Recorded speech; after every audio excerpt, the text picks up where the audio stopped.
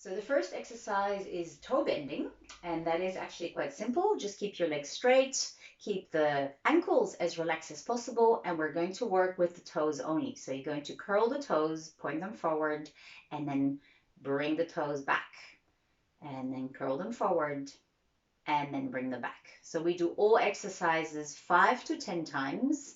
Sometimes we do both feet together or both legs together. Sometimes we do left and right. And then sometimes we go clockwise and counterclockwise, depending on the movement. So we go through all the motions about 5 or 10 times. So I think this is about 10 times, of course. It doesn't have to be exact. It's just about getting all that energy moving. Those were the toes. Good. And then the next one is the ankle bending. So this time you can leave the toes relaxed, and we're just going to bring the feet towards the face, keeping the heels supported, and then pointing the toes all the way towards the end of the couch, and then bring them up again and back. So you can do this also 5 to 10 times.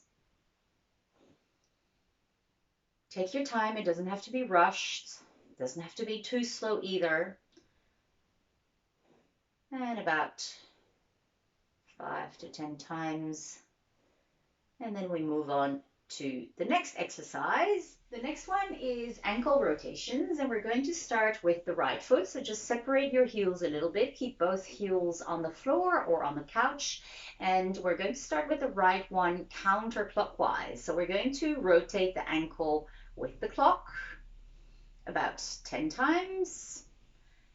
And throughout all the exercises, try to keep the rest of the body relaxed and keep breathing. If you need some support, you can of course place your hands next to you, and just rolling about 10 times in one direction and then counterclockwise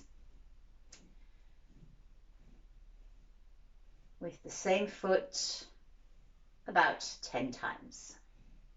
And you should start feeling this in the shin muscles and in the calf muscles. That's fine. It's mostly about getting the ankle to move. Then we're going to do the other side, and we start clockwise with the left foot. So in this direction, about 10 times. You don't have to count exactly. It's just about moving and releasing the energy, and then counterclockwise.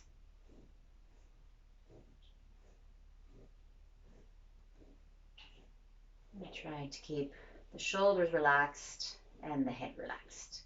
Good. And then we're going to do both ankles at the same time in the same direction. So both ankles clockwise.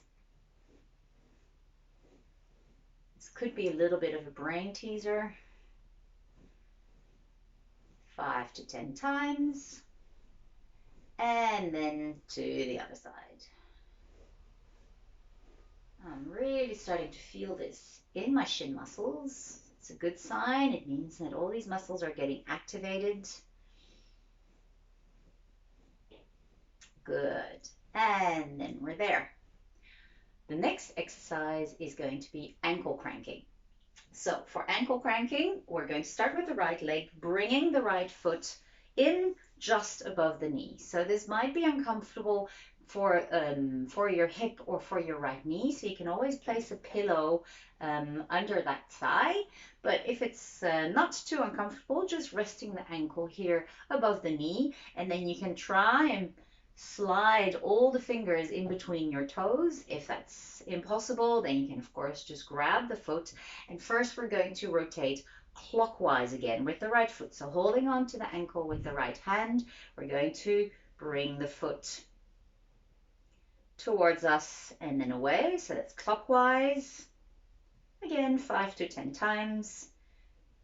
If this is the first time that you're doing it, maybe stick to 5 for the ones that feel a bit more intense. And if it becomes easier, then you can add a couple of rounds, but it doesn't need to be more than 10. Good, that was clockwise, and then we're going to go counterclockwise, of course. And massaging the toes with the fingers. That's where a lot of important meridian points are, often the beginning or the end of a meridian line. Good. And then when that's done 10 times, we're going to ankle crank the other side. So left knee on top of left ankle on top of right knee. See if you can interlace the fingers in between the toes. Support the ankle here so that it doesn't dig into your thigh too much. And then we're going to start clockwise. So first away from the face and then towards the face. Getting that ankle to rotate in all the directions. Keep breathing. And just focus on the job at hand. And after 10 times, we're going to go counterclockwise. You might hear or feel a bit of cracking in the ankles, even in the toes. That's good. Some people believe that that is actually air releasing from the knuckles, from the joints. Good. So that was the ankle cranking.